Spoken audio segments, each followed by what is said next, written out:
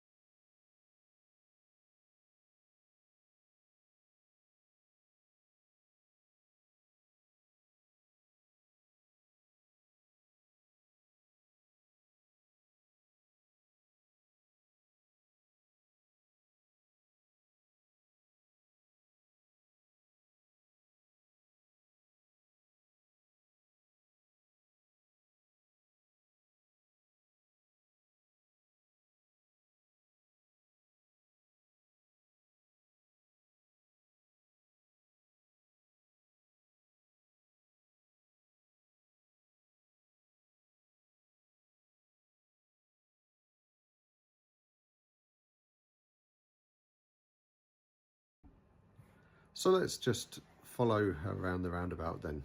She's in the right hand lane, coming round, and you can see the lines expand out, but she stays to the right, goes around, and is in the right arrowed lane as she crosses the traffic light line. She's done good checks. You see on the rear view camera that there's a good gap to the car behind. She's perfectly safely moved out. So, you know, she hasn't done anything dangerous, but the driving test dictates that wherever the lane that you're in says to go, you must go that way. And she has gone through the traffic lights in a right arrowed lane, not the left lane with the straight arrow. Therefore, in order to pass her driving test with this one, not get a serious fault, she would have had to go round the roundabout again. You wouldn't do that in real life in this situation. It's perfectly clear she's kept good speed, but on the driving test it doesn't allow that. So you have got to go round the roundabout again in this type of scenario, and then get the other lane the next time in order not to get a serious fault. So let's go back and look at it slower and slightly more detailed. So when this test was done, it was very quick, very soon after the roundabout had been changed, and lots of people were doing it wrong. Not just learners, lots of people ending up using both lanes with only one lane to exit. And shortly after, if I bring up what's on Google Maps now, bring a snap of that, you can see that some lines were added, and they were added about a week after she took her test, unfortunately. I'm sure she'd have followed the lines otherwise. Certainly when we went back to that roundabout on the next lesson, they'd been painted, and she just went, oh, yeah, no problem. So why such a strict level of detail on the test? You can see in this one, there's been no conflict with other cars. I mean, you were not allowed internal cameras, but there was plenty of checking. She was totally happy there was nothing next to her. You could understand maybe on different roads where you've got maybe the end of a road and a turn left lane, a turn right lane on a one-way street, for example. How you could create some danger. But in this type of scenario, I'd say that we've all done this type of thing in a life before. It's one of the areas with the driving test, I don't really agree with it. But you know, I've got to show you the rules they go by, not what I'd like them to be. So this case, yeah, basically when you get to the stop line, in this case the traffic light line or giveaway lines, you've got to commit to whatever, like once you've gone over those, you've got to commit to whatever lane you are in. So if that lane means you go round again, you go round again, which ultimately you would do. Let's say that the left-hand lane is full of people and you couldn't safely move out, then absolutely, yeah, you would do that. You wouldn't want to cause a problem. But when you've checked that it's completely safe, you know, perhaps it's a bit overkill, but I don't make the rules, but I help you go to them on the exam. Looking at the slip road join then, we could see it's pretty busy. She's coming down the hill, there's vehicles in front, there's vehicles behind, there is a space that she can move into. She needs to be in the middle of that gap, really. I think she's probably looking in the mirror, worried about the gap behind, and perhaps not thinking in front enough in this case. So whilst trying to maintain a gap to what's in the mirrors, she's not thinking about the fact that, oh, you know, I'm right on the back corner of this van. I actually need to back off so that I can end up in the middle of the gap and try and travel along with the speed. So in this case, trying to be more decisive, you know, put the car in the middle, use the brake a little bit, not much, just a little bit to check your speed, get to the gas, use the gas to get the car traveling in the you know, at the same speed as the gap in the middle, get yourself in, and then you can look at trying to go and overtake what is a fairly slow but crowded left lane. So that covers the debrief for this video. I'll leave the video running to the end so you can see where the route went. Any questions, please ask, comments, or if you want to DM me. And if you've got your test coming up and want any advice or you're not sure on something, please get in contact and I'll be happy to help.